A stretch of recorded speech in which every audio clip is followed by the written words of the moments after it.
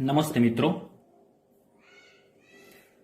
ધોરણ 11 રસાયણ વિજ્ઞાનની કેટલીક પાયાની સંકલ્પનાઓ. Video number 11. આજનો આપણો ટોપિક છે મોલ સંકલ્પના અને મોલર દળ. સૌથી અગત્યનો અને સૌથી મહત્વનો ટોપિક છે, મોસ્ટ આઈએમપી ટોપિક છે.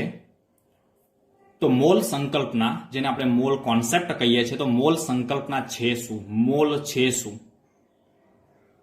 મિત્રો, આપણને બધાને ખ્યાલ છે એ પ્રમાણે કે પરમાણુઓ અને અણુઓ જે અતિ સૂક્ષ્મ છે અને તેના નાનામાં નાના જથ્થામાં પણ વિશાળ સંખ્યાની અંદર તેના પરમાણુઓ અને અણુઓ ની સંખ્યા હોય છે. તો આવી સંખ્યા માટે, આવી વિશાળ સંખ્યા માટે કોઈ એક એકમ હોવો જરૂરી છે મિત્રો. ફોર એક્ઝામ્પલ, આપણને ખ્યાલ છે જ કે વ્યવહારની અંદર કોઈ વસ્તુ આપણે લેવા જઈએ છીએ તો એના માટે આપણને ખબર છે આપણે ડઝન શબ્દ વાપરીએ છીએ.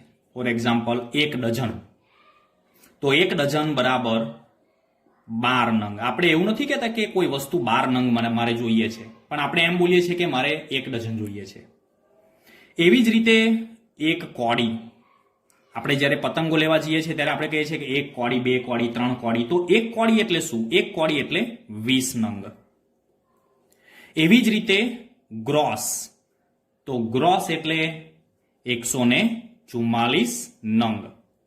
તો જેવી રીતે વ્યવહારમાં આપણે મોટી સંખ્યા માટે આવા એકમો વાપરીએ છીએ, ડઝન, કોડી, ગ્રોસ, એવી રીતે મિત્રો સૂક્ષ્મ સ્તરે સ્પીસીજ, એટલે કે અહીંયા હું જ્યારે પણ સ્પીસીજ શબ્દનો ઉપયોગ કરું છું ત્યારે એ સ્પીસીજ એટલે શું? સ્પીસીજ એટલે સ્પીસીજ તરીકે પરમાણુઓ હોઈ શકે, અણુઓ હોઈ શકે, કણો હોઈ શકે, કાં તો ઘટક કણો હોઈ શકે, ઇલેક્ટ્રોન હોઈ શકે, પ્રોટોન હોઈ શકે, કાં તો આયનો પણ હોઈ શકે. તો મિત્રો, સ્પીસીજ માટે આટલા બધા શબ્દો માટે આપણે સ્પીસીજ એવો શબ્દનો આપણે ઉપયોગ કરીએ છીએ. તો આવા જે સૂક્ષ્મ સ્તરે સ્પીસીજો હોય, પરમાણુઓ, અણુઓ, કણો, ઇલેક્ટ્રોન, પ્રોટોન, આની સંખ્યાની ગણતરી કરવી હોય, તેને ગણવા હોય, તો એના માટે પણ એકમની જરૂર પડી, અને એ એકમ એટલે મોલ. આ બધા જ માટે આપણે મોલ એવો એક એકમ વાપરીએ છીએ. પણ આ મોલ શું છે? મોલ એસઆઈ પદ્ધતિમાં આપણને ખ્યાલ છે, તેને આપણે 7મો એકમ એટલે જેને આપણે મોલ તરીકે ઓળખીએ છીએ. તો આ મોલ, એની સમજ આપણે મેળવવી જરૂરી છે મિત્રો. મોલનો ઉદ્ભવ કેવી રીતે થયો, મોલની સંકલ્પના એ શું છે તે સમજવું જરૂરી છે. મિત્રો, આપણે સમજીએ એ પહેલા કેટલીક બાબતો આપણે ક્લિયર કરીએ. આપણે આગળ શીખ્યા એ પ્રમાણે તો હાઇડ્રોજનના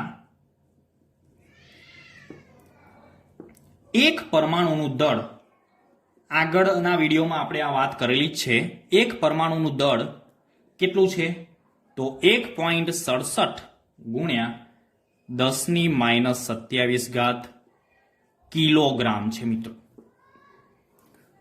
જો આને આપણે ગ્રામમાં રૂપાંતરણ કરીએ તો 1.67 ગુણ્યા 10⁻24 ગ્રામ થઈ જશે. મિત્રો, ખાસ સમજજો, મોલ શું છે એ આ ચર્ચા દ્વારા તમે બહુ જ સારી રીતે સમજી શકશો. તો જો હાઇડ્રોજનના એક પરમાણુનું દળ 1.67 ગુણ્યા 10⁻24 ગ્રામ જેટલું હોય, તો 1 ગ્રામ હાઇડ્રોજનમાં રહેલા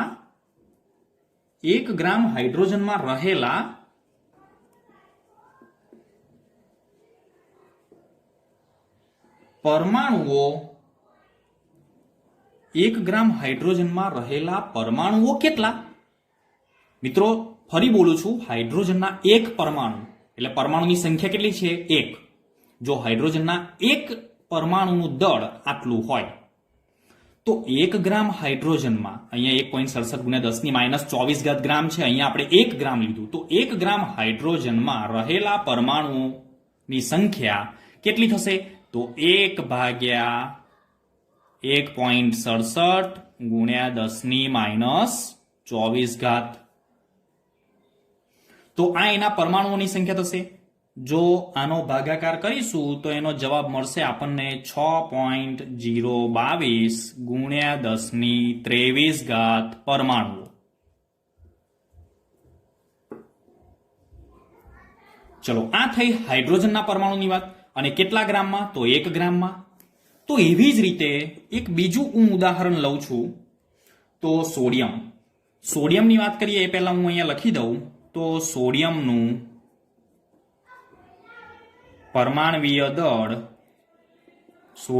પરમાણવીય દળ મિત્રો આગળ આપણે વાત કરી તે પ્રમાણે 23 છે, બરોબર? તો આગળ હાઇડ્રોજનના એક પરમાણુનું દળ આપણે જોયું, સોડિયમનું પરમાણવીય દળ આપણે શોધ્યું 23, અને જે 23 દળ છે તે હાઇડ્રોજનની સાપેક્ષમાં આપણે શોધ્યું હતું. તો એક સોડિયમ પરમાણુનું દળ મિત્રો આપણને ખ્યાલ છે હાઇડ્રોજનના એક પરમાણુનું દળ અને તેની સાપેક્ષે આપણે સોડિયમનું પરમાણુય દળ 23 ગણ્યું હતું. તો જો હાઇડ્રોજનના એક પરમાણુનું દળ 1.67 ગુણ્યા 10 ની -24 ગ્રામ હોય તો એક સોડિયમ પરમાણુનું દળ કેટલું હોય? અને એક સોડિયમનું પરમાણુય દળ છે 23. તો એક સોડિયમ પરમાણુનું દળ આપણે શોધવું હોય, તેનું માસ શોધવું હોય તો 23 ગુણ્યા હાઇડ્રોજનનું જે છે દળ તેની સાથે આપણે ગુણી નાખીશું. 1.67 ગુણ્યા 10 ની -24 ગ્રામ. તો મિત્રો આ થયું એક સોડિયમ પરમાણુનું દળ, જેવી રીતે હાઇડ્રોજનના એક પરમાણુનું દળ થયું તે મુજબ. હવે આપણે 23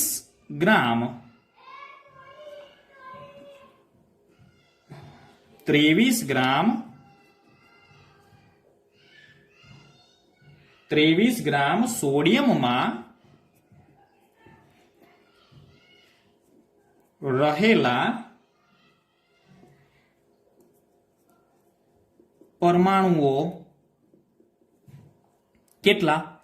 23 ગ્રામ. જો એક સોડિયમ પરમાણુનું દળ, એક સોડિયમ એટલે સોડિયમની પરમાણુની સંખ્યા 1 છે, તો એક સોડિયમ પરમાણુનું દળ થયું 23 ગુણ્યા 1.67 ગુણ્યા 10 ની -24 ગ્રામ.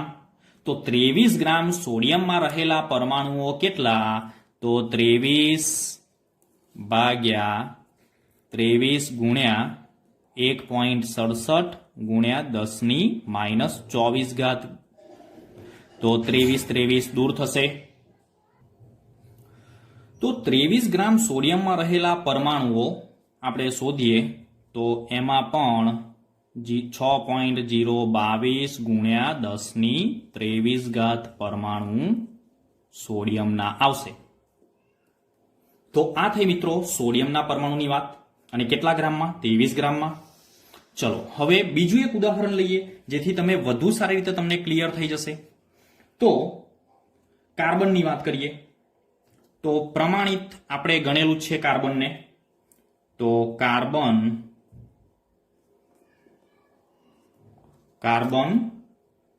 12 નું પરમાણુય દળ તો તમે જાણો જ છો, તો 12 છે. તો અહીંયા આપણે લખીશું આગળની જેમ જ એક સોડિયમ પરમાણુનું દળ. તો અહીંયા આપણે લખીશું 1 ગ્રામ, સોરી, તો એક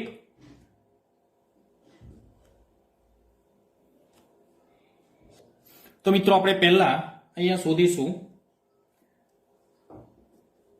તો કાર્બન 12 નું પરમાણુય દળ કાં તો કાર્બન 12 નું પરમાણુનું દળ કેટલું થશે? તો 12 તો એનું પરમાણવીય દળ છે જ, એના ગુણ્યા હાઇડ્રોજનનું દળ 1.67 ગુણ્યા 10⁻²4. તો આ થયું કાર્બન 12 નું પરમાણવીય દળ. એક કાર્બન 12 નું પરમાણવીય દળ થયું. તો હવે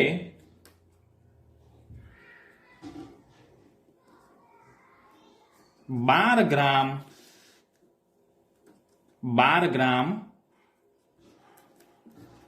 કાર્બન 12 માં રહેલા પરમાણુઓ, તો 12 ગ્રામ કાર્બન 12 માં રહેલા પરમાણુઓની સંખ્યા ઉપર મુજબ જ, તો 12 ભાગ્યા તેનું પરમાણુનું દળ આવશે 12 ગુણ્યા 1.67 ગુણ્યા 10⁻²4. 12 જતા રહેશે. તો મિત્રો આનો પણ જવાબ 6.022 ગુણ્યા 10⁻23. પરમાણુ. શાના પરમાણુ? કાર્બનના પરમાણુ. તો મિત્રો આપણે અહીંયા જોયું કે હાઇડ્રોજનમાં પરમાણુઓની સંખ્યા 6.022 ગુણ્યા 10⁻23 મળી. મિત્રો ધ્યાનથી સમજજો અહીંયા. એવી જ રીતે સોડિયમમાં પરમાણુઓની સંખ્યા 6.022 ગુણ્યા 10⁻23 મળી. એવી જ રીતે કાર્બનમાં પરમાણુઓની સંખ્યા 6.022 ગુણ્યા 10⁻23 પરમાણુઓ મળ્યા. તો આ જે વિશિષ્ટ સંખ્યા આપણને જે મળે છે તેને મિત્રો મોલ કહે છે. બીજું તમે સામે જુઓ કે મેં ત્રણેય ઉદાહરણમાં જે દળ લીધેલું છે તો હાઇડ્રોજનનું તેનું પોતાનું પરમાણવીય દળ લીધેલું છે અને તેના પોતાના પરમાણવીય દળમાં પરમાણુઓની સંખ્યા કેટલી તે. એ જ રીતે સોડિયમનું જુઓ તો સોડિયમમાં મેં સોડિયમનું પરમાણવીય દળ એટલે કે 23 ગ્રામ સોડિયમમાં રહેલા પરમાણુઓ, નહીં કે 1 ગ્રામ. અહીંયા જે તે મેં પરમાણવીય દળ લીધેલું છે. એવી જ રીતે કાર્બનનું પરમાણવીય દળ લીધેલું છે. તો મિત્રો ત્રણેય ઉદાહરણમાં મેં પરમાણવીય દળ, જે તે તત્વોના પરમાણવીય દળ ધરાવતા તત્વોમાં પરમાણુઓની સંખ્યા શોધી. તો એ પરમાણુઓની સંખ્યા આપણને એક નિશ્ચિત સંખ્યા, અચળ સંખ્યા અહીંયા મળે છે. માટે આ અચળ સંખ્યાને આપણે મોલ કહીશું. તો આ મોલ તે શું છે? તો મોલ એટલે આ જે 6.022 ગુણ્યા 10⁻23 જે પરમાણુઓની સંખ્યા છે એ પરમાણુઓની સંખ્યાને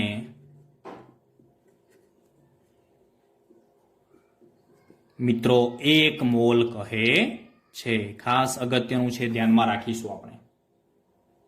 1 મોલ એટલે કેટલા? તો 1 મોલ એટલે આપણે સાબિત કર્યું જુદા જુદા તત્વોના પરમાણુઓ લઈને, તો 1 મોલ એટલે 6.022 ગુણ્યા 10⁻23 પરમાણુઓની સંખ્યાને આપણે 1 મોલ કહીએ છીએ. મિત્રો આપણે આગળ પણ વાત કરી કે ડઝન, કોડી, ગ્રોસ, તો એવા એકમો વપરાય છે. તો અહીંયા 6.022 ગુણ્યા 10⁻23 પરમાણુઓ જેવડી મોટી સંખ્યા માટે આપણે મોલ સંકલ્પનાનો આપણે ઉપયોગ કરીએ છીએ.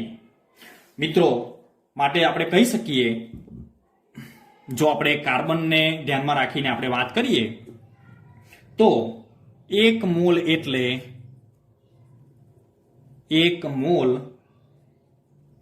એટલે પદાર્થનો એટલો જથ્થો કે જે 12 ગ્રામ 12 કાર્બન માં રહેલા પરમાણુઓ ધરાવે.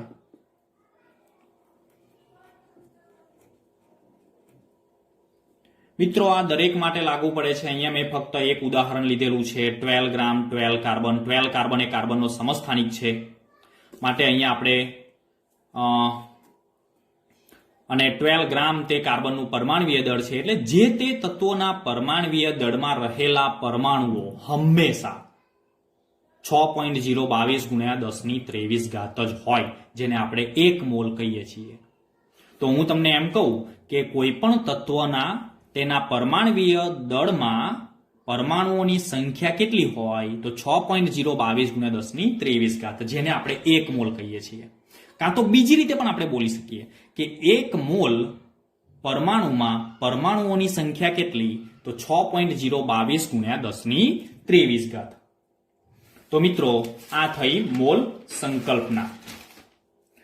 એટલે કોઈ પણ તત્વો આપણે લેવા જઈએ તો કોઈ પણ તત્વોમાં રહેલા પરમાણુઓની સંખ્યા જ્યારે 6.022 ગુણ્યા 10⁻23 હોય તો તે હંમેશા મોલ તરીકે ઓળખાય છે. હવે આ જે બાબત છે એ બાબતને આપણે એટલે કે 1 મોલમાં રહેલી સ્પીસીઝની સંખ્યાને એક અલગ નામ અને સંજ્ઞા આપી. અલગ નામ અને સંજ્ઞા આપી. અને એ અલગ નામ અને સંજ્ઞા એટલે એવોગેડ્રો અચળાંક, એવોગેડ્રો નંબર, એવોગેડ્રો કોન્સ્ટન્ટ, જેને આપણે એવોગેડ્રો એ એટલે એવોગેડ્રો, એન એટલે નંબર, એન એ વડે દર્શાવવામાં આવે છે. તો એવોગેડ્રો અચળાંક એટલે કેટલા, તો 6.022 ગુણ્યા 10⁻23. એટલે કહેવાનો મતલબ કે પદાર્થના 1 મોલમાં, અહીંયા હું લખું છું, પદાર્થના 1 મોલમાં રહેલા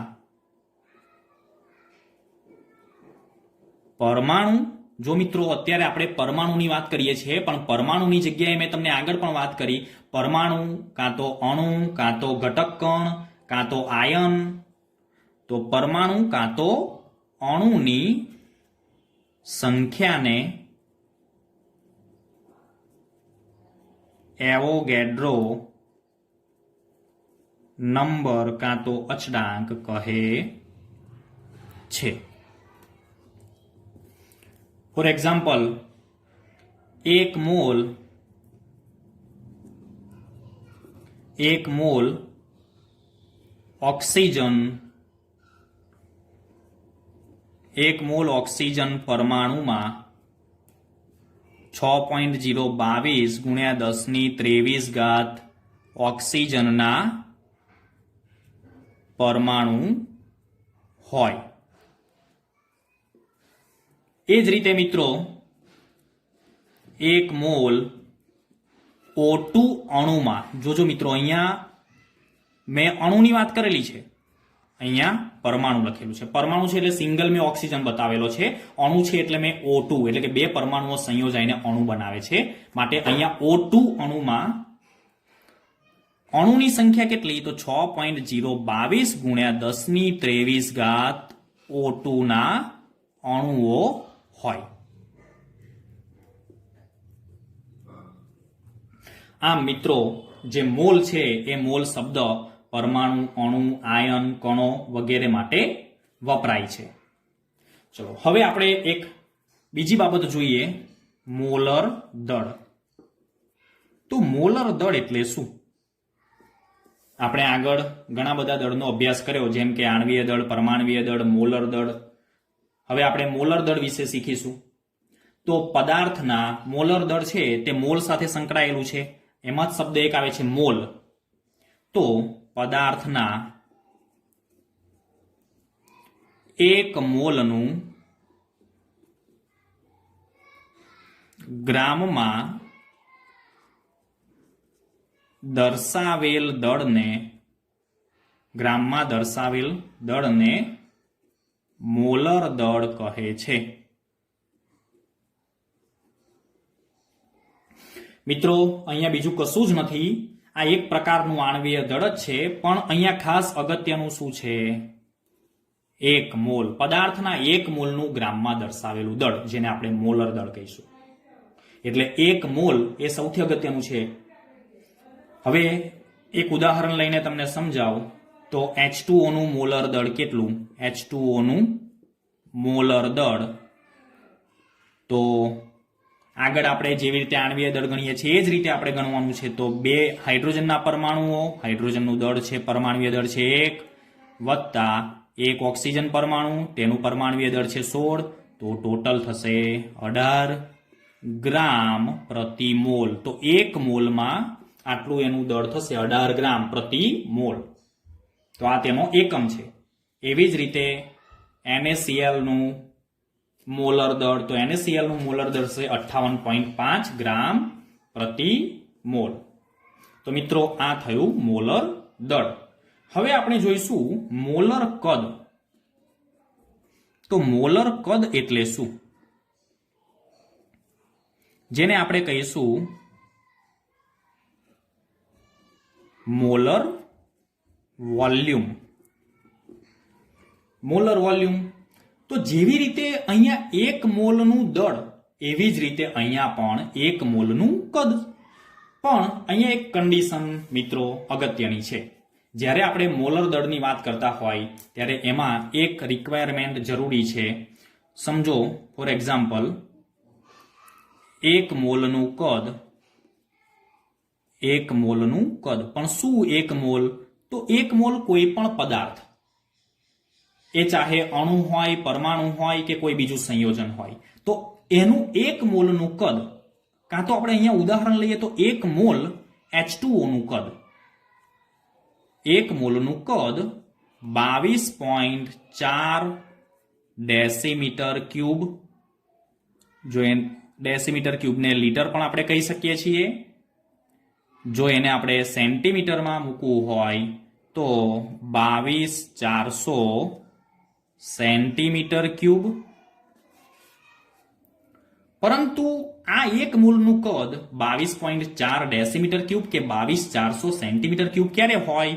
તો કે ત્યારે જ તે હોઈ શકે જ્યારે પ્રમાણિત તાપમાન અને દબાણ હોય ત્યારે. પ્રમાણિત તાપમાન અને દબાણે હોય ત્યારે. પ્રમાણિત તાપમાન અને દબાણ એટલે શું? જેને આપણે ઇંગ્લિશમાં કહીએ છીએ સ્ટાન્ડર્ડ ટેમ્પરેચર એન્ડ પ્રેશર, જે મેં આગળ તમને ટૂંકમાં વાત કરી હતી, જેને આપણે કહીએ છીએ STPA.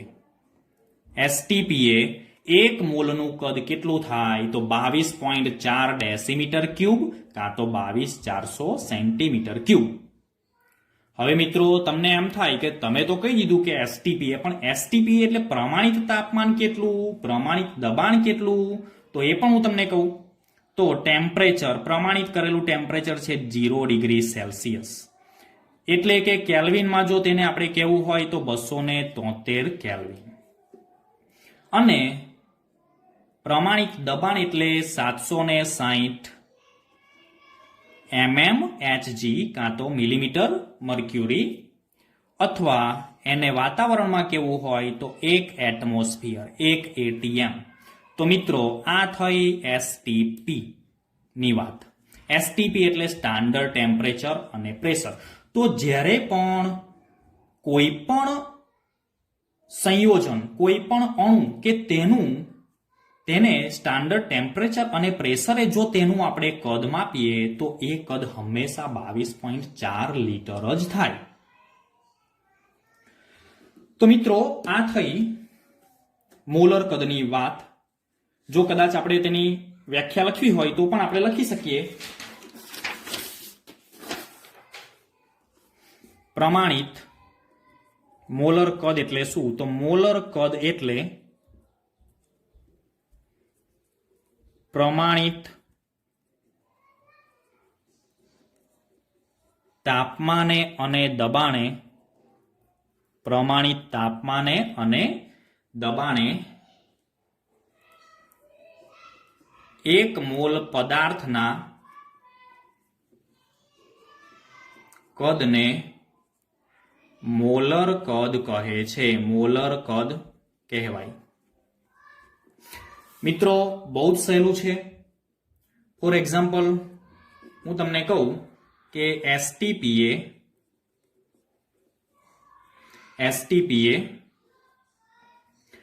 કોઈ એક મોલ પરમાણુ આપેલો છે,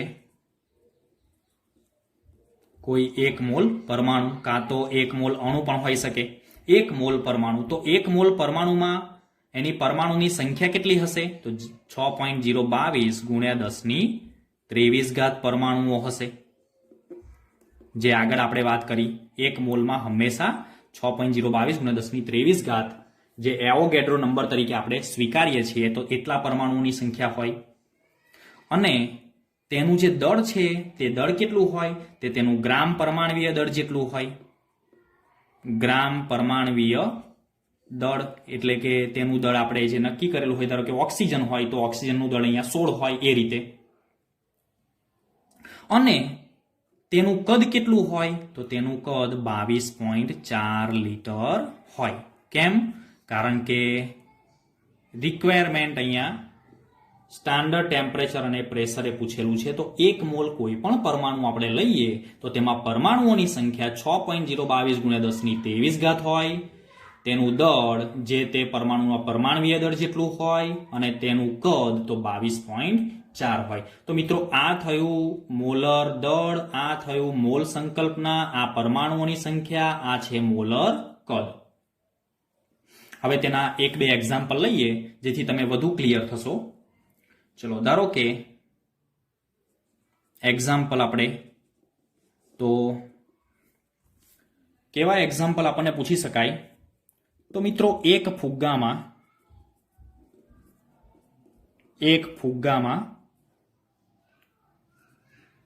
4 ગ્રામ દળથી H2 અણુ ભરેલો છે. તો તેમાં કેટલા ડાયહાઇડ્રોજનના અણુઓ હશે? મિત્રો, બહુ જ સહેલા એક્ઝામ્પલ છે. એક ફુગ્ગામાં 4 ગ્રામ દળથી H2 વાયુ ભરેલો છે. એટલે ફુગ્ગામાં જે વાયુ આપણે ડાયહાઇડ્રોજન વાયુ ભરેલો છે તેનું દળ કેટલું છે? 4 ગ્રામ. એટલે એનું ગ્રામમાં વજન આપેલું જ છે, તો કે 4 ગ્રામ આપણે ભરેલો છે. તો એ જે દળ છે એમાં H2 ના અણુઓ કે છે, અહીંયા ખાસ આપણે ધ્યાન રાખીશું અણુઓની સંખ્યા કેટલી હશે. અહીંયા આપણને ખબર છે કે 1 મોલ હાઇડ્રોજનનો અણુ, 1 મોલ હાઇડ્રોજન અણુમાં 1 મોલ H2 માં અણુની સંખ્યા કેટલી હોય? અણુની સંખ્યા બરાબર 6.022 ગુણ્યા 1023 અણુ હોય. તો 1 મોલ H2 માં અણુની સંખ્યા આપણે આગળ જોયું કે 1 મોલ હોય તો હંમેશા આપણે આ રીતે જ લખીશું. હવે આપણને એ પણ ખબર છે કે H2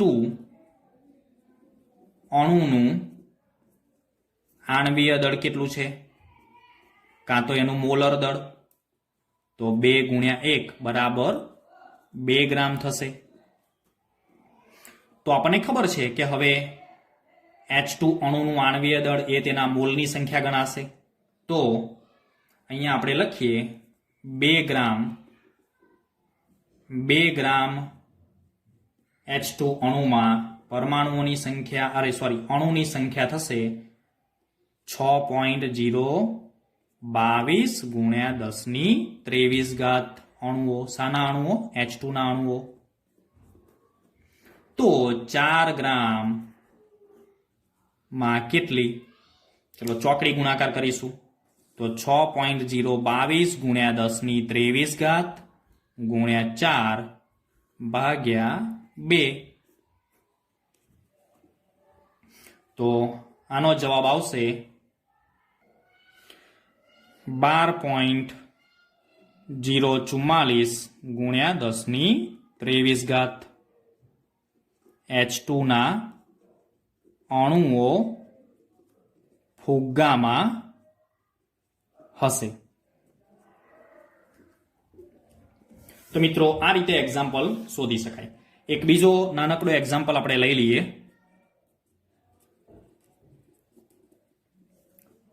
સિમ્પલ એક્ઝામ્પલ છે. 9 ગ્રામ પાણીમાં તેમાં રહેલા કુલ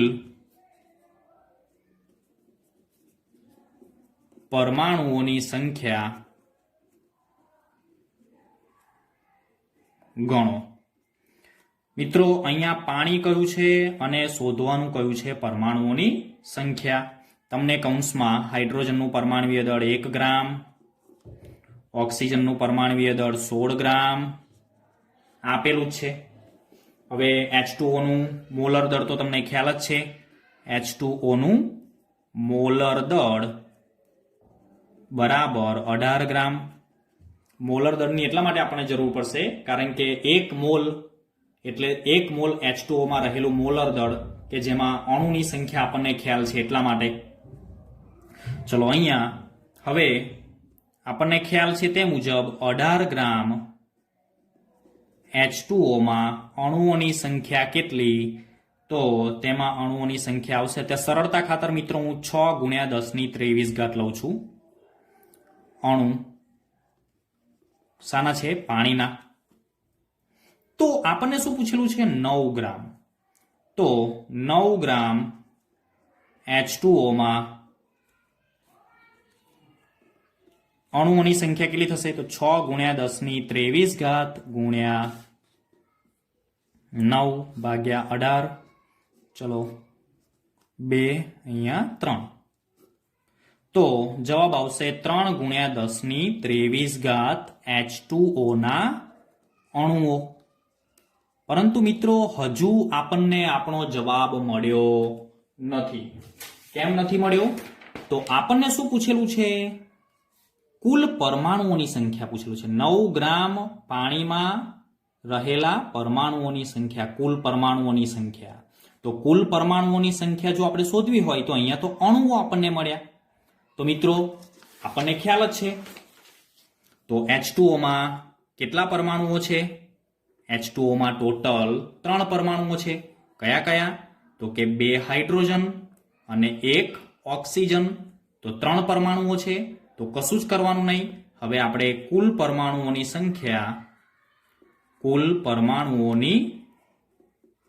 સંખ્યા બરાબર 3 પરમાણુઓ અને આપણને અણુઓની જે સંખ્યા મળી તે ગુણી નાખીશું. 3×10⁻23. તો 9 ગુણ્યા 10⁻23 પરમાણુઓ મળશે. જો મિત્રો આપણને કદાચ હાઇડ્રોજનના જ પરમાણુઓ અહીંયા શોધવાના કે, એક્ઝામ્પલમાં હાઇડ્રોજનના પરમાણુઓ શોધવાના કે, તો અહીંયા આપણે શોધી શકીએ હાઇડ્રોજનના કુલ પરમાણુઓ. તો હાઇડ્રોજનના કુલ પરમાણુઓ તો અહીંયા હાઇડ્રોજનની સંખ્યા કેટલી છે? 2. તો 2 ગુણ્યા અણુની સંખ્યા જે હોય તે મૂકી દેવાની. તો 3 દુ 6 10⁻23 હાઇડ્રોજન પરમાણુઓ. Thank you.